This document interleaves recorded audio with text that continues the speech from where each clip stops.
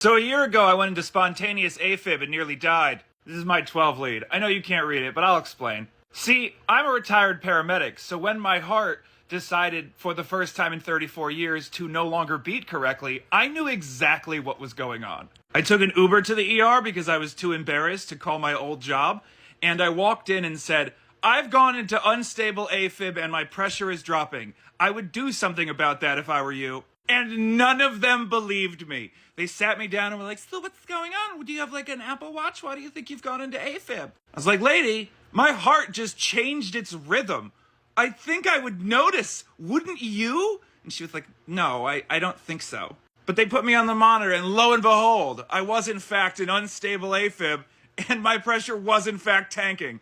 And all the meds they gave me were not working, so I had to be admitted immediately. Crash course of the human heart. You got atriums, you got ventricles. They go lub-dub. The top ones squirt blood into the bottom ones squirt it out into the rest of the body. This one goes to the lungs to get oxygen. This one goes to the rest of the body.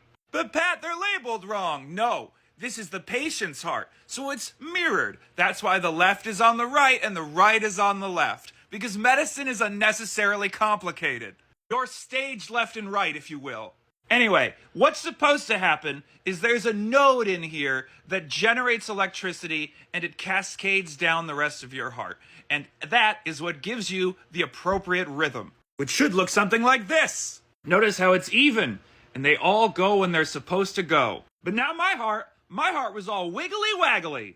The problem with the heart is that every single piece of it has the potential to generate the charge that makes the rest of the heart go. So if that SA node gets knocked out of commish, then the rest of the heart can take over. But sometimes they all try to fight with one another over who should get to generate the cascade. And then instead of doing one lub-dub, they go and that is called a fibrillation, which I'm sure has some sort of Latin or Germanic suffix, but I just think it's because looks like fibrile.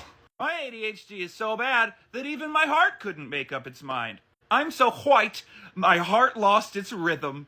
So instead of doing a nice smooth squeeze from the atriums to the ventricles, the atriums were going and they were just sort of like twisted and shaken about, and it wasn't pushing enough blood into my heart so that when the ventricles squeeze, they weren't squeezing enough blood into the rest of me. And since I am 6'5" and 240 pounds, and at the time, maybe a little closer to 280 because I hadn't been exercising as good as I should have. That's a lot of meat that needs a lot of blood, and I wasn't getting it. Now, at this point on the ambulance, I would be so worried about the blood pressure that I would do something called a cardioversion, which is when you take electricity from the outside, ergo your monitor, and you shoot it into their heart. The hope being that if you time it right, you can make the heart go back to its initial rhythm. And whatever piece of the muscle that is firing out of sequence will stop.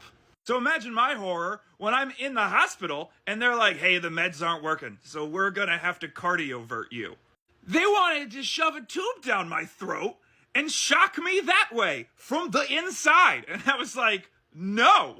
And they were like, "But you'll die." And I had to explain to the nice doctors and nurses that I have autism, and that if they thought I was going to let them shove a tube down my throat while I was conscious, they were about to find out how absurdly strong I am when I'm scared. So they decided to knock me unconscious. And because they weren't cutting into me, it didn't need to be in a sterile room. So they brought me into a storage room, and surrounded by hospital equipment that they couldn't find another home for, they put me under and then shocked my heart back into its normal rhythm. Why did my heart decide to go into AFib randomly one December evening? Genetics, who knows? It hasn't done it since, that's good. If it does it again, they're gonna have to go in there and kill the rogue cell that keeps trying to start a rebellion. So the takeaway here is try not to be born with a wonky heart. And then if you are, don't take it to war.